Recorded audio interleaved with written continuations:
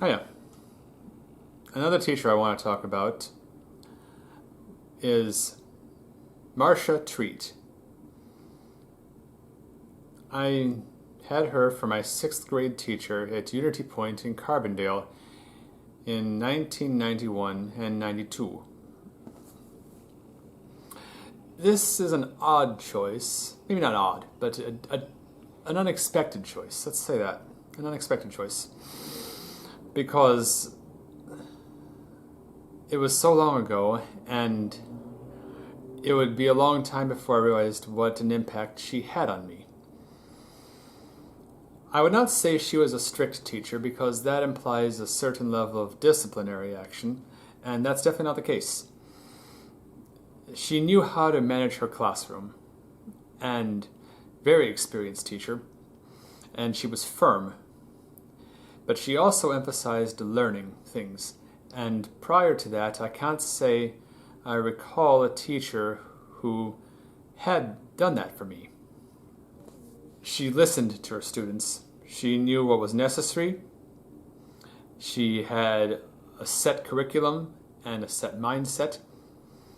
And she was aware of many things in her classroom. There were also things to keep us interested, keep us engaged. I think the big one from her was I discovered my love of history through her. That semester, that year, we had a textbook. It was called Message from Ancient Days, and you can find copies of it on eBay if you want them. And it's definitely an elementary school book, but it's a good one, and that book stuck with me for many years. Whether or not she had a hand in its selection for that year, I don't know. But it helped me understand, and she explained things in a way that made it understandable. Actually, I did have a copy of Message from Ancient Days in my collection for many years in my adult life. But I do have something else that she introduced, and it's currently in my possession, as Motel of Mysteries. And is a somewhat juvenile book, but it imagines an archaeological dig many centuries in the future, and they unearth an American motel and treat it like an archaeological site, and they infer all these very wrong things about the civilization that it came from. And it's basically the discovery of Tutankhamun's tomb, and done with a motel setting. And it was clever. She introduced that was not part of the standard curriculum, but it was there to keep us engaged and to make us think outside the box. Also from her, I learned the correct way to use only in a sentence. I learned the correct spelling of all right, which no one seems to know how to do these days, except for me. I don't know what that's about. I have a video on that on my channel, The Grammar Commando. And if it's not out now, it will be. What else? Midway through the year, she brought in this podium that was placed on top of a long folding table that we had in the classroom. And she taught us how to use a podium, how to stand at a podium and give a speech. And she was just a good teacher because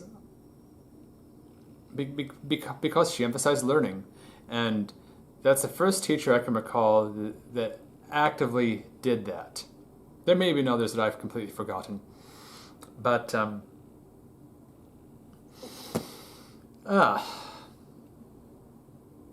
she listened. She knew her students. She knew how to manage a classroom. She had a good plan in mind, and she stuck to it.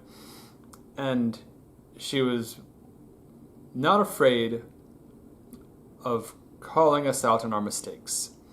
I remember at one point she tried to circumvent the excuse that we don't know what our assignments are. So she designed an assignment sheet, and every week we would have a new one. It would be taped to a corner of our desk, And there was, of course, some blank space on it for things to be improvised and plans that may change, and just because she didn't use all the space available. So a lot of us made the mistake of doing our math assignments on these sheets. We wouldn't show our work on the paper we would turn in. We would do it on our assignment sheet. And she'd get so upset about that because that's not what she gave it to us for. She was not above calling us out on going back to our desk and recopying it and showing our work and then come ask a question. Things like that. She also decorated the whole room for Christmas. She brought in a computer to help with logic puzzles and to help with learning. Gracious, what was it called? Well, it was logic puzzles. There was a display on the back of the room that we did not use in the school year. It had mostly paper assignments of things and activities to do and things we could work out. Again, logic. And I just picked it up one day and started doing them because at that point my grades were not very good and I wanted to pass the 6th grade with my peers. So I just started doing them in the hope that I would get bonus points for it. But evidently I enjoyed the activity so much that I did all of them in about a month. And I can't recall if she actually accepted these efforts as anything grade worthy, or if they were something I just, well, essentially vandalized by marking all over them and taking them for my own. I don't know, but then why were they put out with no plan to ever use them? Don't know. I can remember bits and pieces of assignments. I can remember the first day of class when she pulled down the world map and I noticed that South America and Africa kind of sort of fit together. That was the first time I noticed that. Things like that. It's little stuff. But I appreciated having Marcia Treat for my teacher. She was good. That was the only time I ever had any experience with her because after the 6th grade, I went back north to the northern part of Illinois. I did not see her again. I did not go to Unity Point again. And I had no further communication with her.